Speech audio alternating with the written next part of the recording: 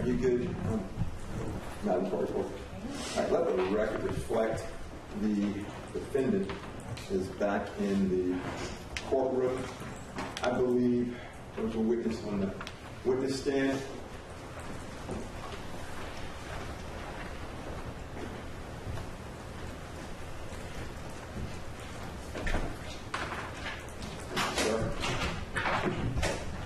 The court did inform the lawyers that I would ask a question, and if you wanted to ask questions based on that, you could. Madam Diaz and or Mr. Diaz, any questions for the witness based on my question? No, sir. All right. Mr. Ransford? Yes, Your Honor. This witness remains with the defendants. Thank you, Your Honor. Yes, sir. Mr. Love, you still have a copy of defendant's pretrial number 1 in front of you.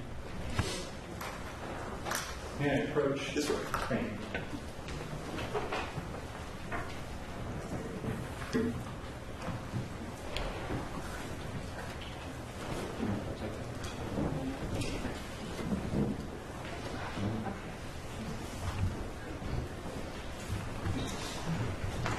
Brought all 3 exhibits up. I'm going to put that one and ask you about first on the top of the pile.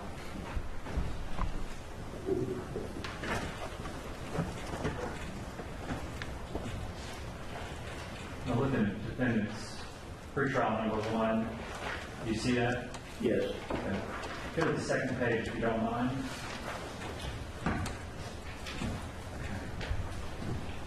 Now, in the 4th full paragraph in the report that you've been given a review from Rodney Matthews, I'm going to read some language to you.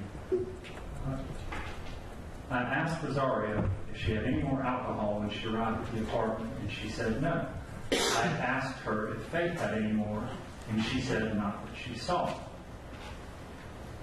2 sentences down it says, I asked Rosario one last time if she was sure Faith didn't have anything else to drink, and she said she was positive. You see that in the report that I just read to you from Rodney Matthews' report?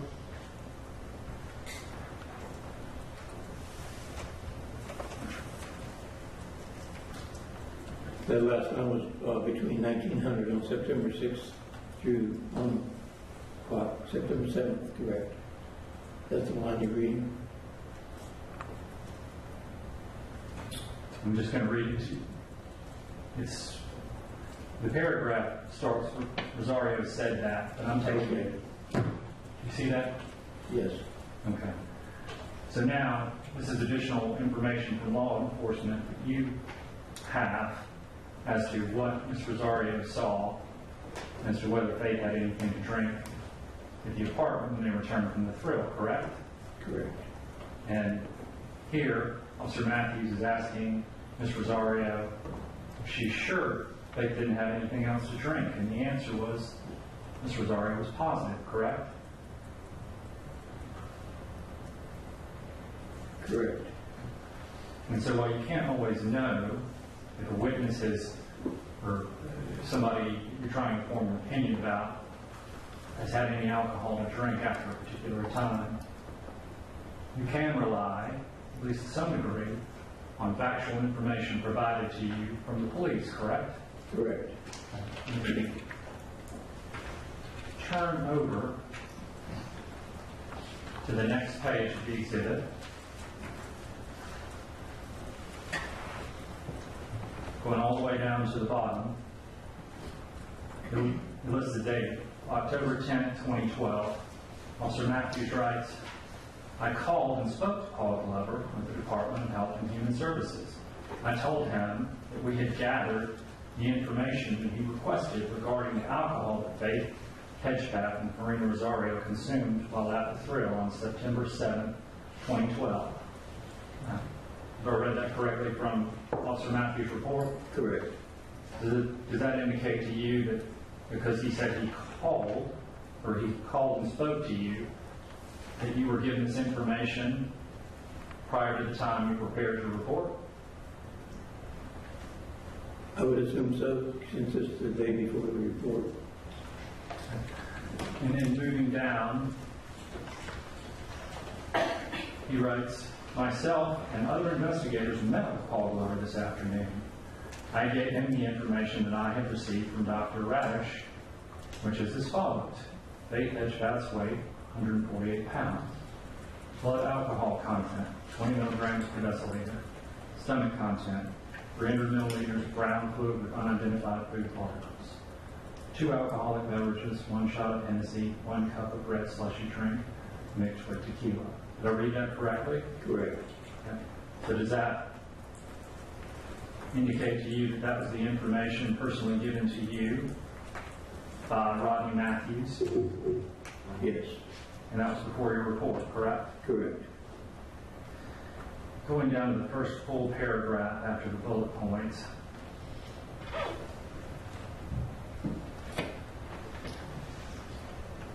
Glover said that he would take the information provided above and complete a report which will show what time Faith Hedgepeth died based on her remaining alcohol content in autopsy, and also report about what Rosario's blood alcohol content was while she was at the apartment Hedgepeth. Glover said the report should be complete tomorrow, October 11th. Did I read that correctly? Yes.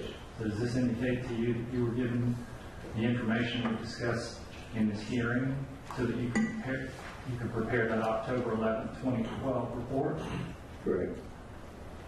In the final page, or the final sentence on this, it should be noted that Investigator Britt spoke with the owner of the club, who was able to provide her with the information that Glover needed regarding the alcoholic beverages, so she will have more information on that topic. Reading that, does that indicate to you that all of the information that Investigator Johnny Britt retrieved about the alcohol mixture in the red slushy drink, that had been given to you prior to making your report? I'll say yes. I don't have anything that was given to me still, so I'm going to have to rely on. If he says he did, I had it. You don't have any reason to doubt Investigator Britt, do you? No. Now, I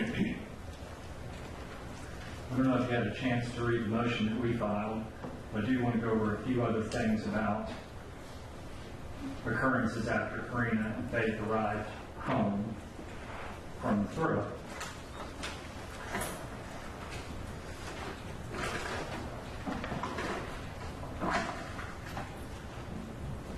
Now, I will represent to you, as an officer of the court, that the information given us from the district attorney's office shows the last phone activity. When I say phone activity, I mean any message like a phone call or a text being sent from Faith Hedgepeth's phone occurred at 3:52 a.m. Have you been given that information? I don't believe I was given that information before I did my report. Okay. But in trying to build into your expert analysis whether or not somebody could have consumed additional alcohol at a later time, the fact that someone's cell phone isn't sending messages or text messages after 3:52 a.m., that's some piece of evidence you might rely on, correct? As far as the time point for somebody actually using the phone, that would be a valid time point. That might be useful. And now, Ms. Rosario says that she left the apartment approximately 4:21 a.m., correct? Correct. And during that time, now that we've discussed the evidence, there's been no indication that Ms. Rosario saw Faith consume any alcohol during the time period that they were together in the apartment, correct? Correct. And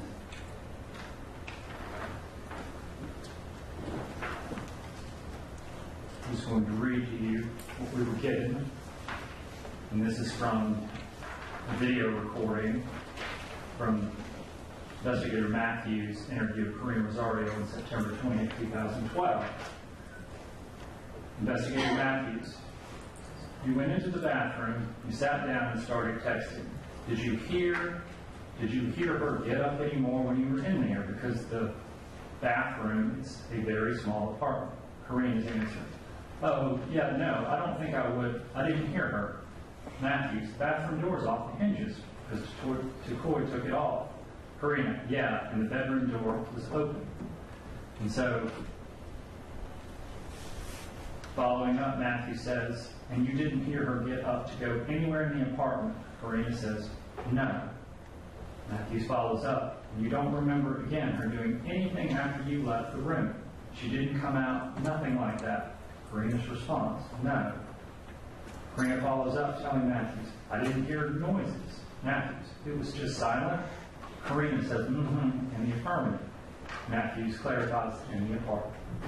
So when trying to decide whether somebody may have consumed additional alcohol for a hypothetical like this, we're being asked, now we have Faith and Karina home, and Ms. Rosario is saying it's a small apartment, I'm in the bathroom, Faith's in the bedroom, there's no door to the bathroom door is open, and I didn't see her or hear her come out. So that would be some evidence for you that Faith in the bedroom was not consuming alcohol. When we combine that with Karina's other statements that there was no other alcohol available to have been consumed, correct? Correct. And so while you can't do a controlled drinking experiment, you can rely on your training, experience, and just your common sense to try to evaluate whether or not you think somebody would have gone out to consume more alcohol after 4:21 a.m. Objection, false or speculation. Well, sustained.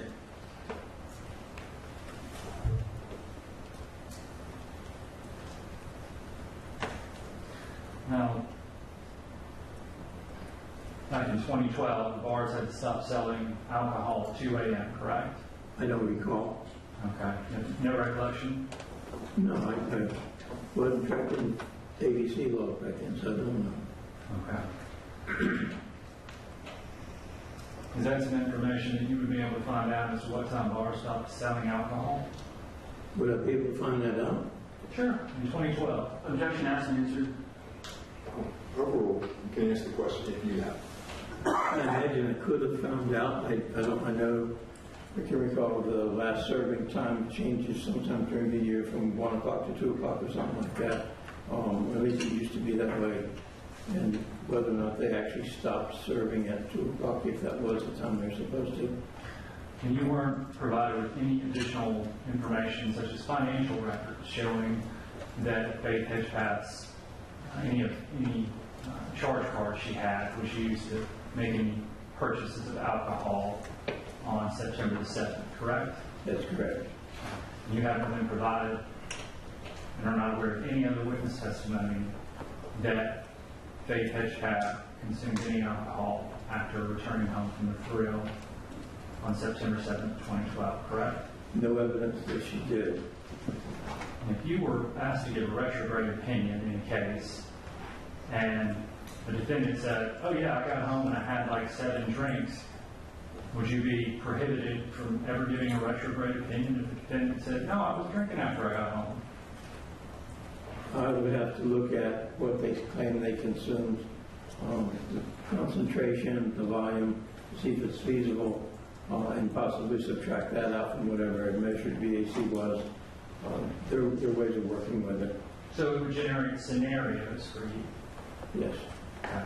So you could offer an opinion on, like in the hypothetical earlier from the assistant district attorney, he was giving you a hypothetical and you were saying what the BAC could be at different times based on certain factual changes, correct? Correct. Okay. And that's different than saying, well, if somebody says they had alcohol after a certain time, you just simply can't give an opinion. Well, I missed the last And one. that's different than you not being able to give an opinion at all if somebody says, well, I had a drink after the fact. They said I had a drink after the fact. I'd have to know what the drink was. Have you ever had a case where you testified as a retrograde analyst where a defendant claimed to have been consuming after after a wreck, for instance. Yes. Okay. And were you able to give an opinion even though somebody made a statement they had consumed alcohol after a certain point? Yes. And one of those cases was State v. Green, went through the Court of Appeals, correct? That's correct. And that was a case with Judge Fox in Wake County back in 2011, correct? That's correct. And in that case, you were asked, one of the assumptions to make in the case was presuming the defendant in that case had had nothing more to drink after a certain time, wasn't it? I imagine it was. I don't recall everything that I was asked with that particular case. No, I have a copy of the opinion, but that case is listed on the CD that we were provided by you as an opinion that was upheld by the Court of Appeals, correct? That's correct. Okay. And you stood by that opinion, correct? I did. Okay. When I say that opinion, I mean your opinion in the case itself and the Court of Appeals opinion. Yes.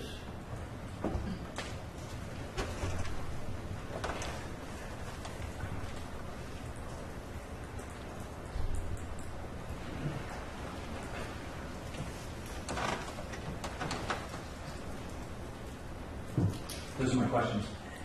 Thank you, sir. Anything from the state? No, sir, I asked the witness to your witness stand. Any objection?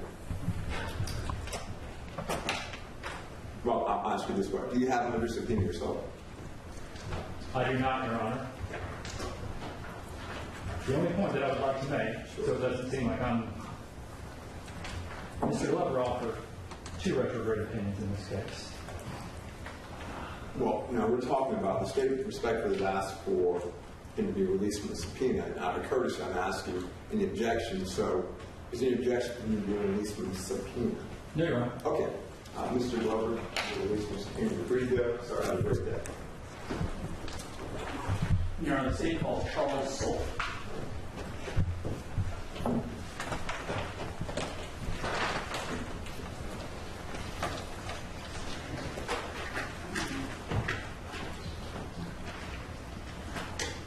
You sound so the testimony that you provided before to the truth, the whole truth, and nothing but the truth, so help you God. I do. All right. Thank you, Sheriff, and thank you, Madam Clerk.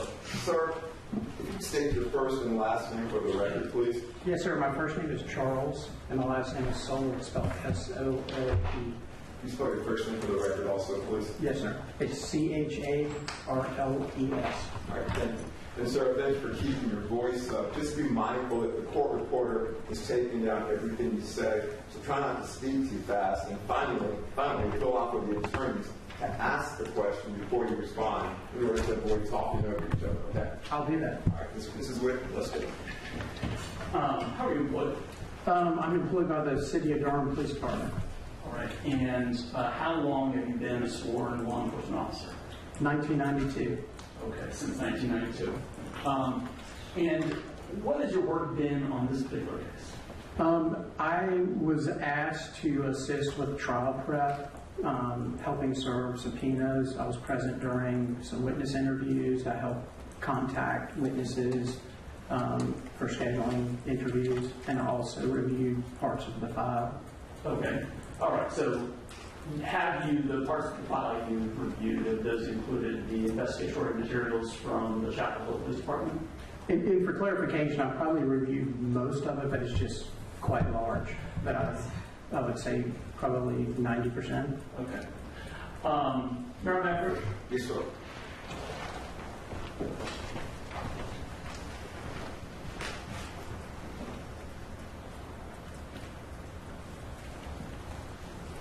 I'm going to hand to you what is Mr. Diaz, I just want to make sure so that the defense knows. Do you know what that? Yes, it's just the defense exhibits. Which number? Pre-trial number 1 and pre-trial number 2. Okay. Defense exhibits pre-trial 1 and pre-trial 2. Okay. I'm going to start with defense exhibit pre-trial 1. If you would turn to the second page, and the third paragraph down, about halfway down to the sentence that starts with, I asked Rosario if. Is that the page 13? Oh, yeah, it's, the page is identified page 12, I'm sorry. Which is the second page of exhibit 1. I'm sorry, defense exhibit 1 pretrial, I think is how it's identified. Sorry about that. I'm sorry. Okay, page 13 on it? Page It says 12. 12, gotcha. Okay. Page 12, yeah. So this would be the third paragraph from the top. There's a sentence that starts over on the left side, and midway through that paragraph that says, I asked Rosario if she was with Faith.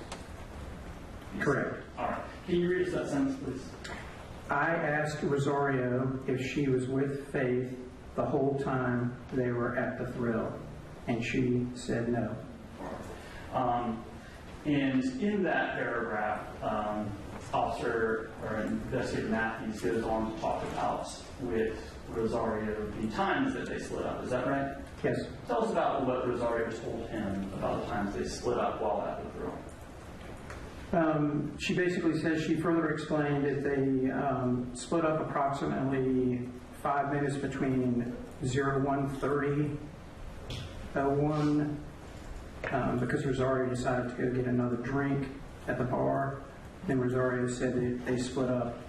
Faith was talking to a black male with dreads, which was identified earlier in the investigation.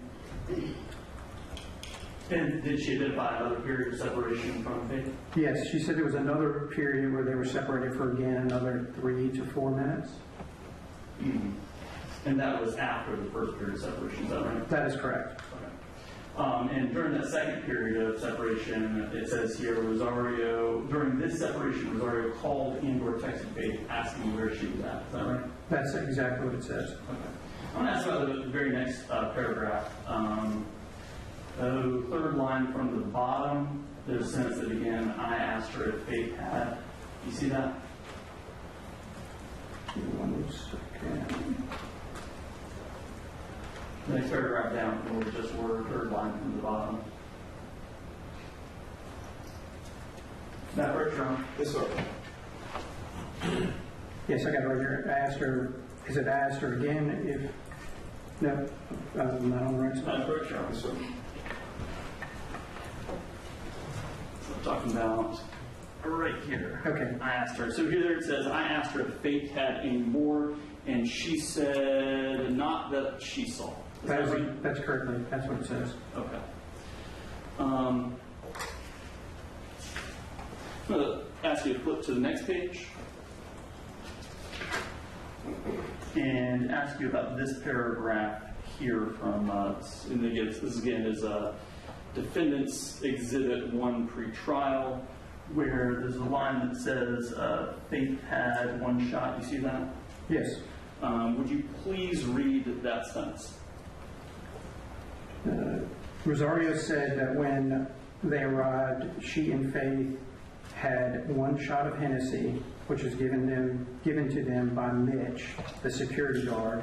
Then they both got a red slushy drink, which contained tequila from a female bartender who's described as a white female with short hair. Okay.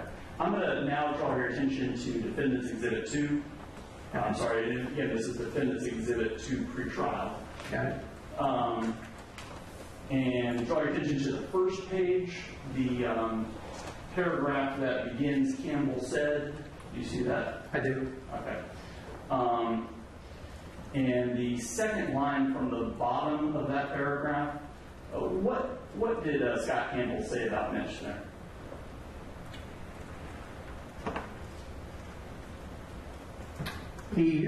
Campbell said that he had seen her and the alcoholic beverages, and he would not have taken it out of her hand. He said that he would not jeopardize the business like that. Okay. So I'm talking about the last paragraph, or the second line from the bottom of that paragraph. To start where he said Faith didn't. I'm sorry. Okay. It's hard to. I'm just going to stay up here for a second. So I'm talking about right here. So we just heard that Karina say that they got that shot from Mitch. And right there, it says Campbell said. Got it. Campbell said that even Mitch would have taken a drink out of Faith's hand. Yes. And earlier that paragraph, it says that Campbell said he didn't even know that Faith drank. And if we asked Karina, she would say the same thing, that Faith didn't drink that night. Campbell said that if he had seen her with an alcoholic beverage, he would have taken it out of her hand. That's correct. And then he goes on to say, as we just talked about, even Mitch would have taken a drink out of Faith's hand, right? That's correct. Okay. I want to draw your attention to the bottom of that page now, where it talks about Ed and Farina. Do you see that? Yeah, 15, 25 hours, I called Evan Farina. What did Evan Farina tell investigator Britt about how much alcohol was in those red slushy drinks? If I could draw your attention to the top of the next page, 138. Yeah, it starts at the bottom and it goes to, let me start here. It says, Evan said that maybe he would recognize her from a picture. Well, and I'm just going to stop you there. So I'm going to skip ahead to the end of that paragraph, the very last sentence of that paragraph. He said that the alcohol content per drink, referring to the slushies, would be 1.5 ounces or less. Is that right? That is correct. Okay.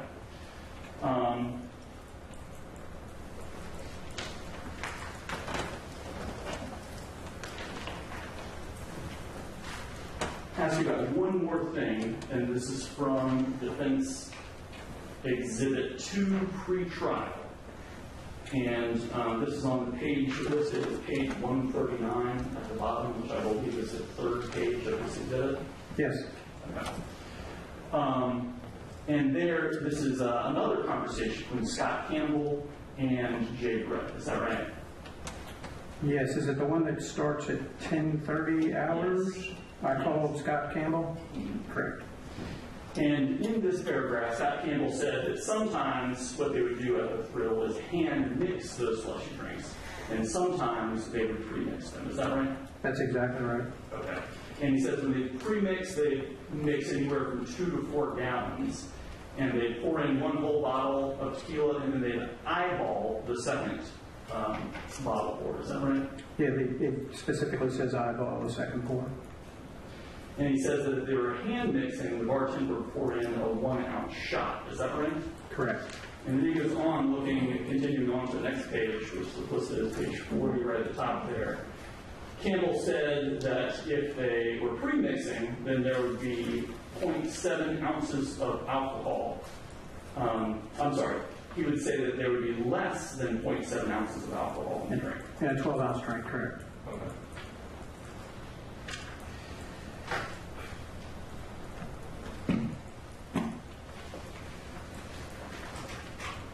Were you indicated earlier that you'd been present for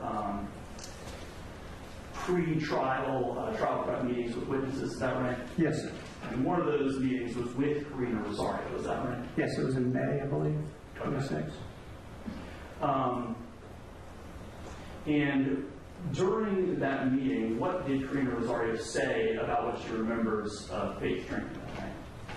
She was just not certain about it. She only speculated the one drink of red slushy and then the one shot of Hennessy, but was not certain of what else she drank. Okay. And what, if anything, did Karina indicate about what she remembers Faith doing or Faith drinking after they left the Thrill that night? I don't recall her saying anything about that. Okay. Did you, well, let me ask you this. Based on that interview with Karina or any of the other investigative materials that you reviewed, have you heard or seen any information from any witness with personal knowledge about whether or not Faith drank any alcohol after leaving the Thrill? I have not.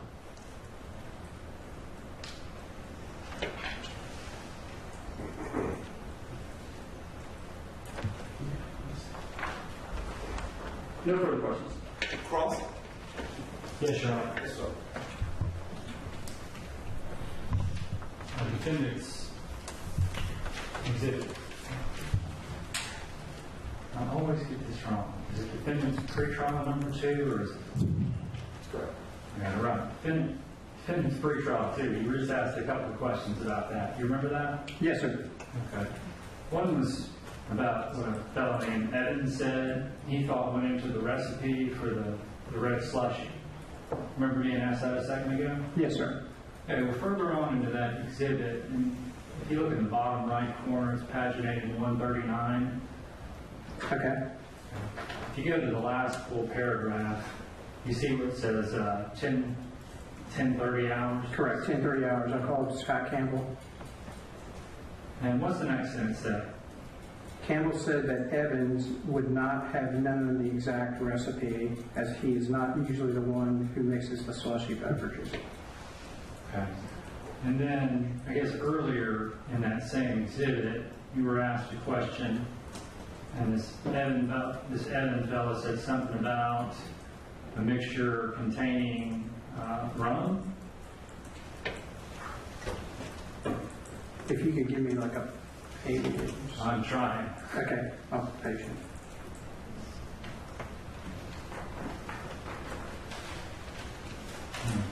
It's, there we go. It's, the bottom is paginated 138. Gotcha. And does it have a times? Yeah, if you go all the way to the very top, below the red line, you see the red line at the top? Mine's not color. Oh, okay. Sorry. If you want to approach Mr. Evans, you can. The cameras are there, and I gotta walk up. Here's the, You're off. this one. Permission to approach. Yes.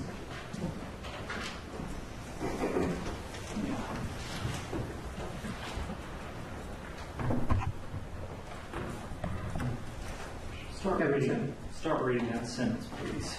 Okay, it says Evans said that the back bar would generally mix the slushy drinks. He thinks the recipe is sugar, flavoring, ice, 3/4 water, and 2 to 2.5 bottles of rum. Okay. The information in this case we have about the red slushy drinks that it had tequila, correct? Yes. Okay. Did you call Evan to ask him any questions? I did not, no, sir. Why? I was just reviewing the reports that were submitted in the initial investigation. Did you call Scott Campbell? I did not. Why? I, again, just reviewing the reports in the original investigation. How about this guy Mitch? Did you call him? I did not, no, sir. Okay. Why? It would be the same reason. So you were relying on what the investigators, back in 2012, the information they gathered and put in their reports. Yes, I was relying on that in the interview with Ms. Rosario in 26. When was that interview?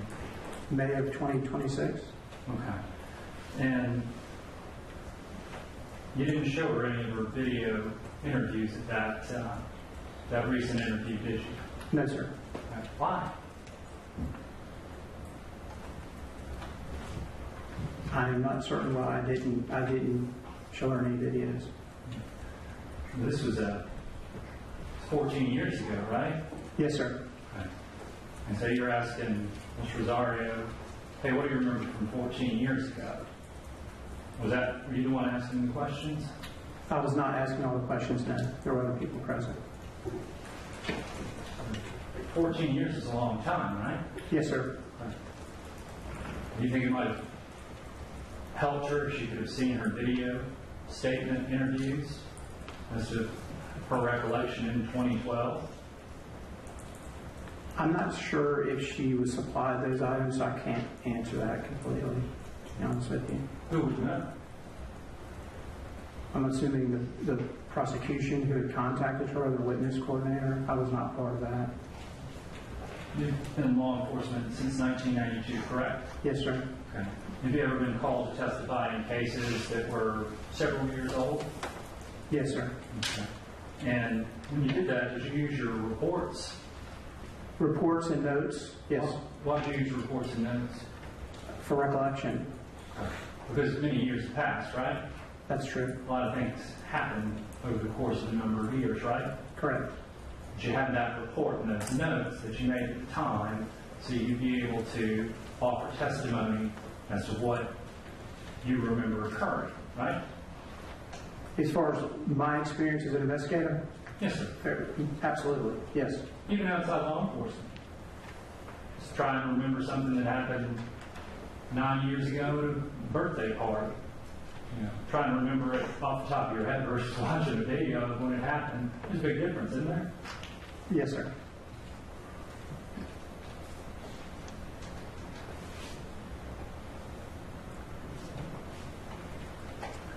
You're ready. I just want to make sure the record's clear on this. When we were at defendant's pretrial number 1 a few minutes ago,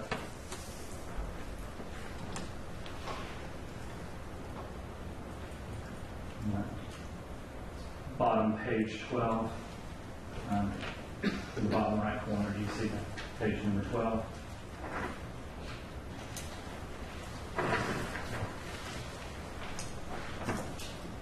Where it starts with lastly, or the 08-2012? I'm going to walk out there. I'll get used to these cameras.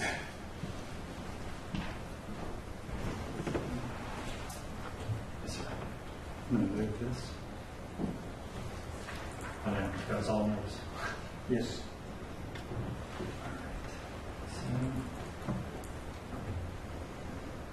Can you read the sentence where I'm starting? She further explained. She further explained that they split up for approximately 5 minutes between 01:30, 01:35, because she, Rosario, decided to get another drink at the bar. Okay, so this is one gap in time of 5 minutes, according to these notes, right? That's correct. And the gap in time is because Ms. Rosario could get herself a drink, correct? That's correct. No mention in there of Ms. Rosario, I wanted to get myself and Faith a drink, right? That is not in there. And then this other separation, it's just pointing here, what is it, 3 to 4 minutes? So I asked her how long they were separated, and she said only 3 to 4 minutes. During this separation, Rosario called and or texted Faith asking her where she was at. They reunited again and hung out at the club. Now, one thing that didn't get brought out when that was read is where does Ms. Rosario say Faith was at 3 to 4 minutes? Just back up one sentence and you'll see.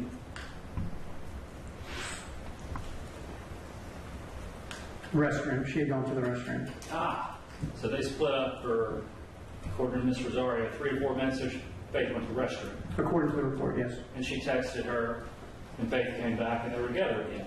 Yep, she said they reunited again and hung out. So we got 2 gaps here. One's 5 minutes so Karina can get herself a drink. One's 3 to 4 minutes so Faith can go to the bathroom. Correct? That's correct. You've been in law enforcement since 1992. That doesn't exactly, does that present you a scenario where somebody's secretly trying to go and get drinks? My friend saying, I'm going to the restroom. I'm going 3 to 4 minutes and going to the restroom. You don't have any reason to doubt that, do you? I mean, the report says that, but I mean, I do think it's possible that she could have gotten a drink or been given a drink during that time frame. It's not documented. So Ms. Rosario said we were all gone 3 to 4 minutes and she went to the bathroom. Do you have any reason to doubt that? I don't have any reason to doubt that. Okay. Ms. Rosario, because she went to the bar to get herself a drink, right? She does say that. There's nothing in the notes that when I came, saying when I came back, Faith had another drink in front of her, correct? No, sir. You said you've been through 90% of this file, correct? Yes, sir. Okay. So no, you haven't found anything else that indicate that there were other gaps in time besides what we just went over, right? That's correct. And in that same, somebody hands me a post-it, and then I'm trying to ask you questions, and then I read it, and it gets confusing. And I'm sorry, that's not your fault. That's mine. Take your time.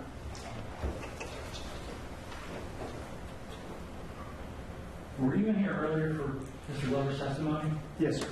Okay. So you recall me asking him about Faith making an assertion to Karina that Faith was not going to drink anymore because she had to drive? I don't recall everything that you'd asked Mr. Glover, to be honest with you. Okay. I mean, we can go through it in the exhibit again.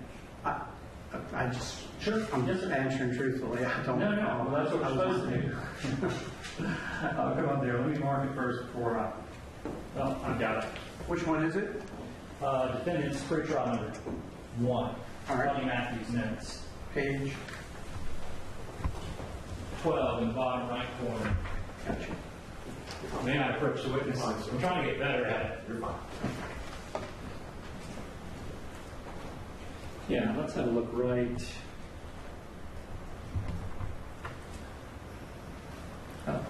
Read this sentence starting with she.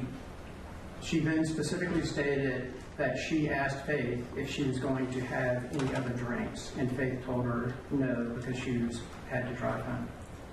You don't have any reason to doubt Ms. Rosario's statement to Officer Matthews that Faith said to her, I'm not going to have anything else to drink, I have to drive home. I do not. Okay.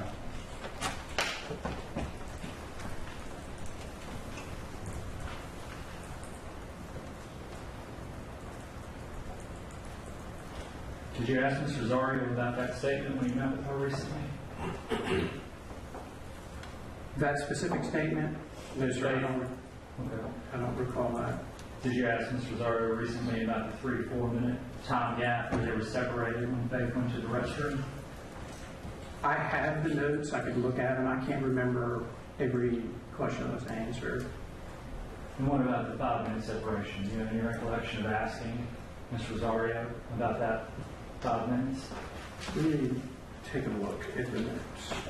Sure.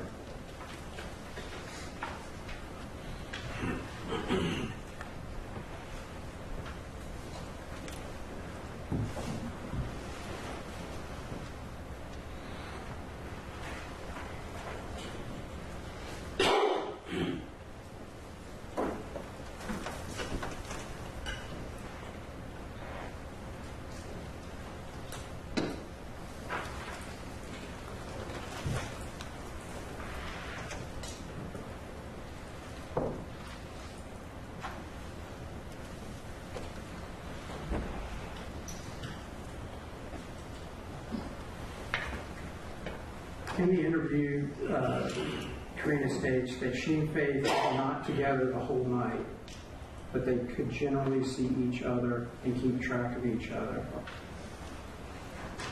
As far as that statement goes. Okay. Now, did Ms. Rosario travel from her home to Durham for this interview? I assume so. I don't want to tell everybody where she lived. Sorry, I'm not trying to be cagey about it. I'm not trying to say where people live. Ms. Rosario was there in person. It wasn't like a telephone interview. Oh, no, she was in person. Okay. And being there in person, there was nothing that would have prevented you from asking any of these questions, any of these follow-up questions, correct? Not that, no, there wouldn't have been anything to prevent us. Nothing preventing you from showing her any of her prior video testimony to the Officer Matthews, Chapel Police Department?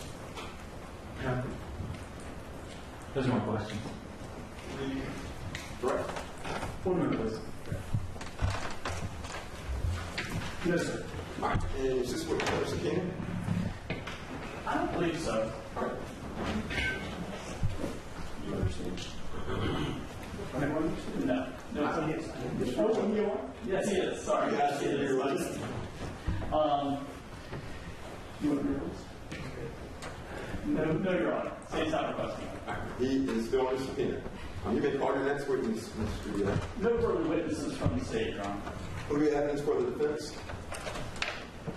Not at this time, Your Honor. Argument? Yes, sir.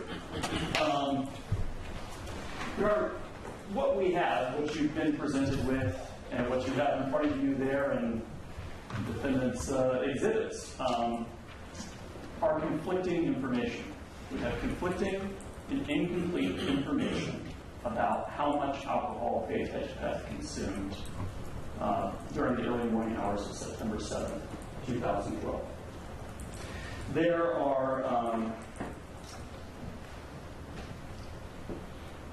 as had been identified in this hearing, 3 main sources of information about how much Faith had to drink that night, that being Scott Campbell, Evan Farina, and, of course, Karina Rosario. The information they give is incomplete. They give insufficient facts to support any kind of opinion that would, or any kind of calculation that would result in a reliable opinion in this case.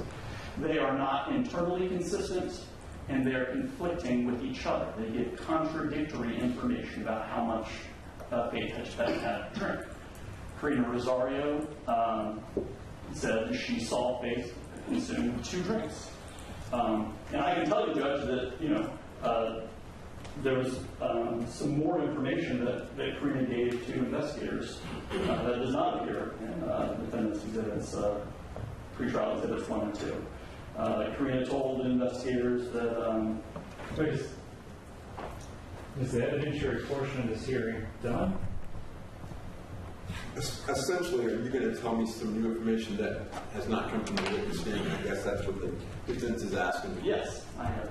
And I think that's proper to do in an argument. I wanted to call 2 witnesses because I didn't think it was proper for me to speak on their behalf for certain issues. However, I think, as was done in the prior hearing that we just held, the parties are free to give factual information about this case in the course of their arguments, which I would now like to permission the court. Noted. Karina said, according to the red slushy drink, she said, it's pretty strong, you can taste the tequila. Scott Campbell says that Faith was not drinking. He said, you can ask Karina, Faith did not have anything to drink at that bar. That is inconsistent with with what Karina said. It's inconsistent with the information that was given to Paul Glover. Scott Campbell said if Mitch saw Faith with the drink in her hand, he would have taken it out of her hand. I would have done the same. And Karina said Mitch is the one who gave Faith the shot of Hennessy. This is conflicting information about how much Faith drank at the thrill. Furthermore, there are 2 gaps in that information. I'm glad that the defense seems to agree that we can trust that Karina is doing her best to tell the truth about what she observed. And I would submit to the court that's exactly what she was doing. She was trying to give truthful information. But there were 2 periods of time where she does not know what Faith drank while they were at the throw. And during the course of this period of time, Karina was becoming more and more intoxicated. Paul Glover, in addition to preparing a report about Faith, also prepared a report about Karina and her alcohol consumption and what you would expect her BAC to be. He estimated that her peak BAC would be after 2:35 a.m. and about 3 a.m. It could have been 0.14, but given that she was vomiting at one point, it might have gone down to 0.08 by 3 a.m. Karina reported repeatedly that she did not remember things, that she has fragmentary memory about what happened because she was intoxicated. So her reports, I would submit to Your Honor, should be taken with a big grain of salt. She gave opinions about whether Faith consumed any alcohol while they were at the thrill, given the gaps of time where she didn't see Faith, didn't know what Faith was doing. There are no facts about what happened and what Faith had to drink during those gaps of time. More importantly, after leaving the thrill, Karina gave no information or facts to support the assumption that Faith didn't drink. You heard something about the wine, and the defense in their response to the state's motion talks about the wine. Now, all that Karina is saying in those statements about the wine is there was wine in the apartment when they returned back from the thrill. She didn't observe what Faith was doing with respect to that wine. And she heard from her mom that her mom ended up pouring out some of the wine from that bottle. That does not give us any information about whether or not Faith consumed any of that wine. And it certainly doesn't give us any information about whether Faith consumed any other alcohol. Karina doesn't know, and we have no other witness who can say whether or not Faith had anything to drink after leaving the room.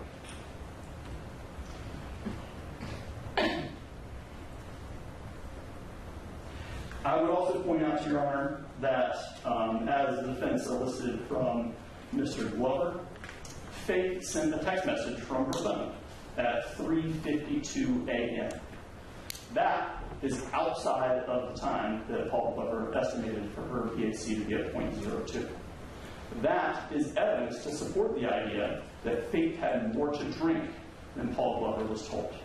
If she sent a text message from her phone at 3:52 a.m., that means that she didn't reach .02 until at least that time, which is well after when Paul Glover said she would have gotten down to .02 based on the information he was given. That is a very strong indication that the information he was given was not accurate. It was not reliable, and it should, in addition to be contradicted by a lot of the other evidence that you've heard here today. And I'll just note, Judge, I know the defense has some arguments about Faith's cell phone, but I'll note that the only DNA that was found on Faith's cell phone was Faith's DNA. Karina Rosario was excluded as a contributor to all the swabs that were taken from Faith's cell phone and the cell phone case. There's no indication from the evidence or the information that anyone other than Faith sent that text message from her cell phone at 3:52 a.m. She was still alive, and therefore there's strong evidence that the information given to Paul Glover was not accurate. Paul Glover, giving reliable information, can give reliable expert testimony. However, the information Paul Glover was given in this case is not reliable. The information upon which it was based was conflicting and contradictory.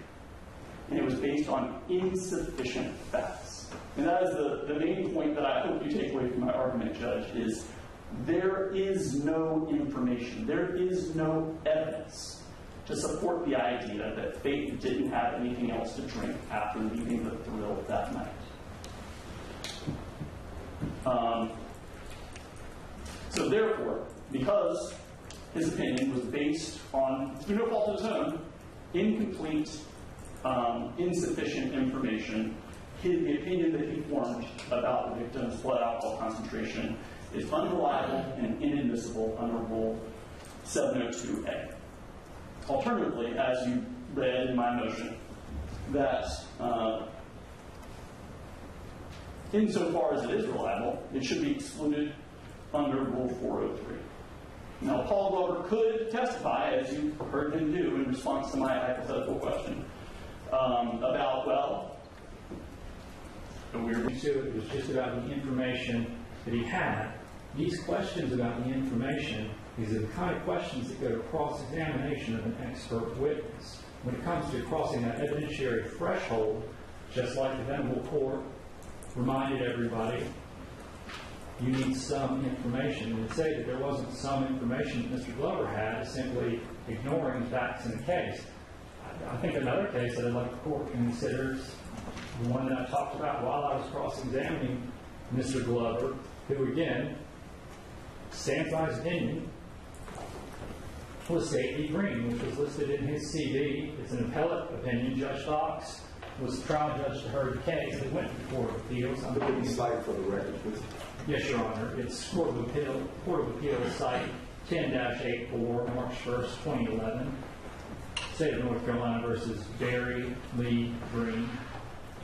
And I'm handing a copy to my fellow counsel. May I approach, Your Honor, on this copy? Thank you, Your Honor.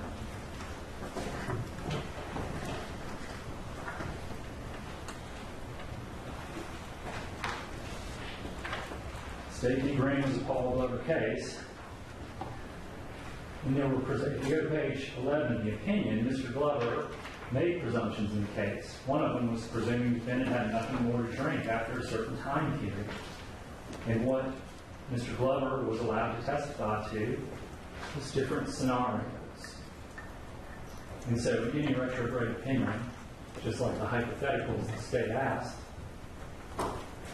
there are things that you can present to the expert, whether you're trying to get the opinion in or whether on cross-examination, to say, well, wouldn't this information necessarily change your opinion? Or could this information change your opinion? That's cross-examination. That is what we do in here. That is the way. Did something happen to me? Notice from God that we might want to take a break pretty soon. That's really putting pressure on. Anyway, the cross-examination goes to the weight of the evidence. Mr. Glover can come up with scenarios. The state can cross-examine him and say, well, this fact, could that affect your opinion? That's not admissibility. Way different things. The burden the state's trying to put on this is if the expert uses factual information, but we don't like the information, we have some questions about it, it's just not admissible. And that's simply not the law.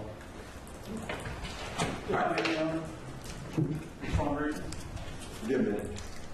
Yes, sir. I'd just like to hand out, most of just like to hand out this case is Hornby Roadway Packaging Systems. Since we're bringing in case law, I just want to For the record. yes, sir. This is 129 NC Act 242, 1998 North Carolina Court of Appeals case. And on the second page, they talk about the whether or not the evidence in that case should be excluded. The expert opinion should be excluded because it's premised on an incorrect assumption. And they note the standard that in that paragraph that begins challenges to the quality of the data. It says, nevertheless, expert opinion testimony can be excluded when the trial court determines the opinion is based on obviously inadequate data, facts, which are unsupported or contradicted by the evidence, or when the chance of misleading the jury outweighs the probative value of the evidence. So I just wanted Your Honor to have that case law and point out that we have insufficient facts, and the facts we do have are contradicted with the evidence. Well, counsel, I've had the opportunity to read the motions that were in Odyssey in supporting case law that was within the motions. Therefore, in looking at what I have in front of me in this situation, indicates that to admit the opinion of an expert, a trial court must follow 3 steps. First, whether the expert is qualified. Second, whether the testimony is relevant. And third, whether the testimony is reliable. How do we look at that? We look at Rule 702. Here, we look at the witness applied principles and methods reliable to the facts of the case. Well, I'm correct. I think Mr. Glover's been around for a long time, respectfully. Even when I was a prosecutor back in the 90s, I've heard of Mr. Glover and know who he is. And I think the state conceded that he is world renowned for what he does. Second, that the testimony is a product of reliable principles and methods. I would concede that. I think the state would concede that. But the question is, the state brought to the court is, what do you have to rely on? What do you have to rely on? What were the things you have to rely on as far as the sufficient facts or data? Well, the state mentioned 2 datas. 3 or 4 minutes in the bathroom, maybe 5 minutes in the bathroom. But I thought there were 3 gaps. Aren't there 3 gaps? I'm going to tell this jury, if I were to let this pass by me as a gatekeeper, that Mr. Glover relied on facts that were sufficient, when in fact, I would say, well, how are they sufficient if he doesn't have everything that he needs? I'm supposed to rely on Karen Rosario, who apparently is intoxicated, throwing up and so forth, when she gets home, but I'm supposed to rely that she knows everything that Faith did and did not do. In fact, I think counsel for the defense said, well, of course, when Faith heard her friend getting sick, she wouldn't go to check for a bottle of wine. She would go and check on her friend. How do I know that? How would a jury know that? That's speculation.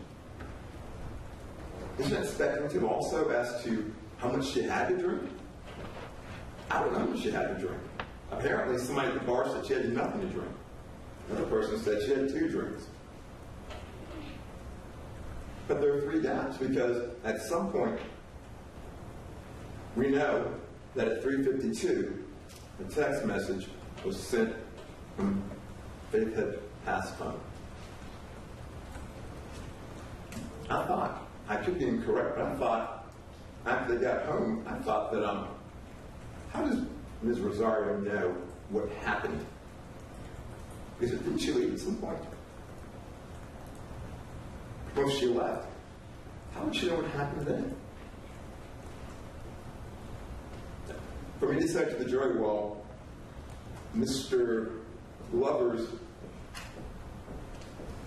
relying on sufficient facts and data, you can also include that when they both got back to the apartment, and then when Karen Rosario left the apartment, you can still rely that Karen Rosario knew what Faith was doing when she left.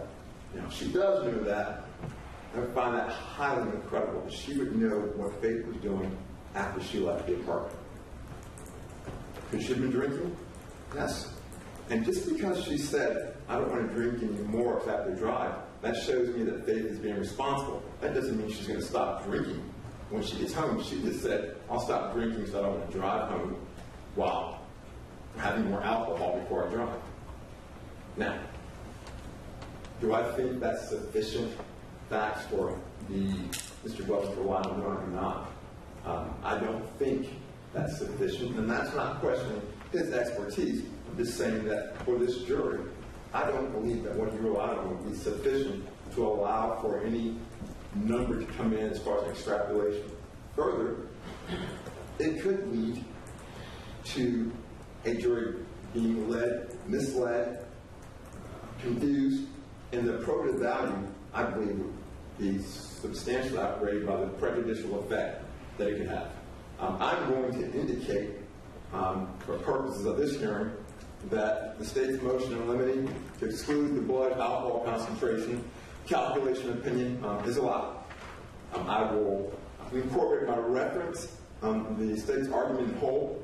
I do reserve the right to refer the findings of fact if necessary. But as I said, and this is no offense to Mr. Glover whatsoever, but what he had to rely on is what he had to rely on. That's not, this court cannot let that go past this gate as a gatekeeper for a potential jury. That's the role of the court. All right. Yeah, put on the record. Yes, sir. Renew my objection or to this ruling on the North Carolina Constitution, the federal Constitution, the Sixth Amendment Confrontation Clause, and one other point. Your Honor said, how does Ms. Rosario know what Ms. Hedgepeth was doing when Ms. Rosario left the apartment? I take exception to that because that assumes that it's not evidence that Ms. Hedgepeth was even alive at the time Ms. Rosario left the apartment. And we've had a lot of talk in this case about a witness seeing blood on the hand of Ms. Rosario when she left. So we got TV reporter cameras in here, and that could be seen as a court saying something that's not been proven. And I'm no disrespect, but for the record. You just made the record, but the court didn't say anything out of the way or anything to prejudice either side. The court has had the opportunity to read these motions that's been presented to the court as simple and as evidence. I have no dog in this fight whatsoever. But the objection is noted for the record. All right, Madam Court Reporter, are you good? All right, let the record reflect the defendant is back in the courtroom. All right, Madam DA and Mr. DA, the next matter, I believe. Yes, Your Honor. I don't remember if you suggested you'd like to hear the handwritten analysis motion from the state or the other motion from the defense. Let's go with the other motion. Okay. In that case, Your Honor, the defense did file a motion under seal in this case to be heard, and as this court is well aware, both the First and Sixth Amendments require that criminal proceedings remain open. A criminal proceeding may not be closed unless doing so is necessary both to serve an overriding governmental interest And to that, and also there must be no less restrictive means of protecting that interest. And finally, the scope and duration of the closure must be kept as narrow as possible.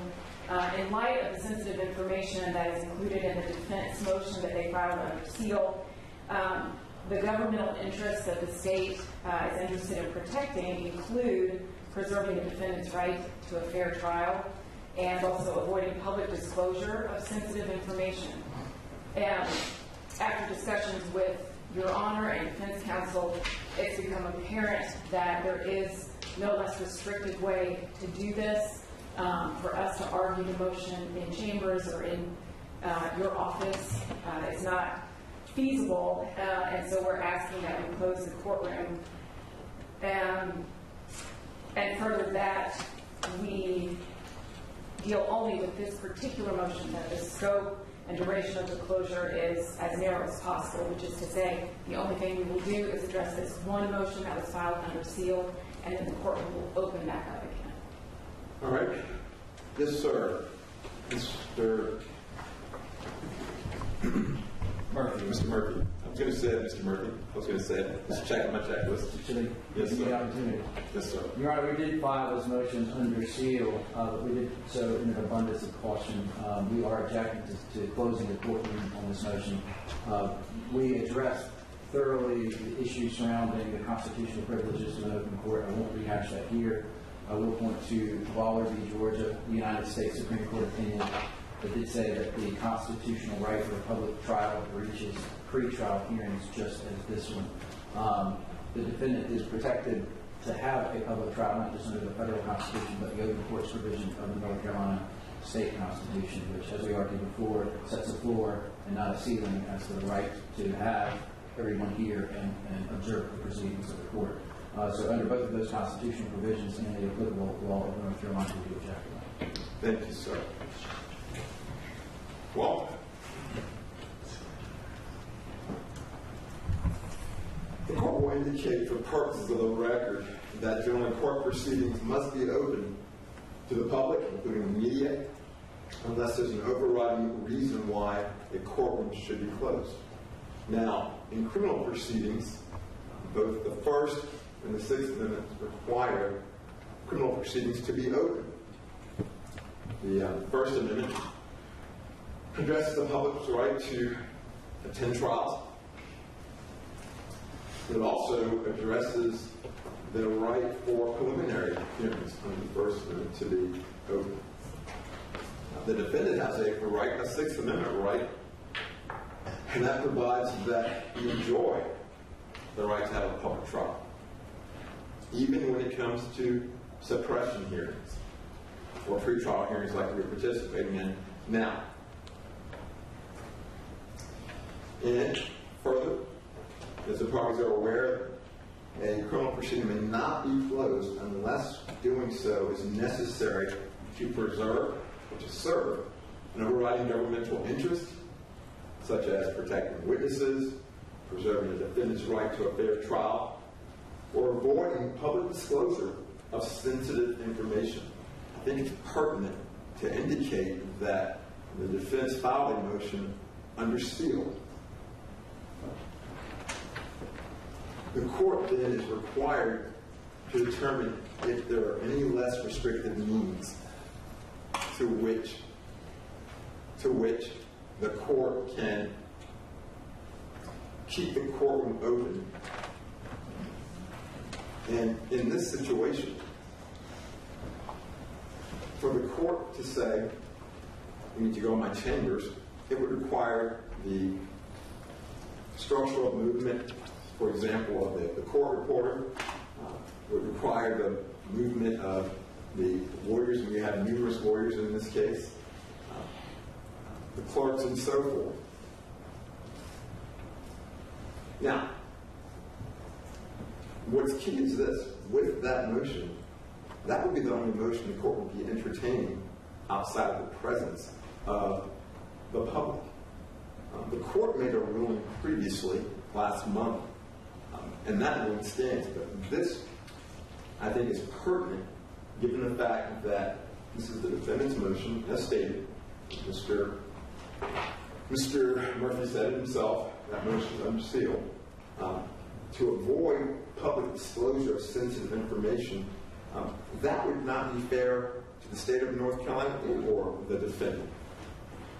And then to say to the court that I'm required to put all these working parts into my chambers to hear this, as opposed to saying, as long as I'm not going to hear any other motions or entertain any other motions, that this is the only motion, the duration and the scope will be based simply on that motion. And I'm going to also point out, it's not an evidentiary motion. There's not going to be testimony involved. This will be an argument that the attorneys are making to the court.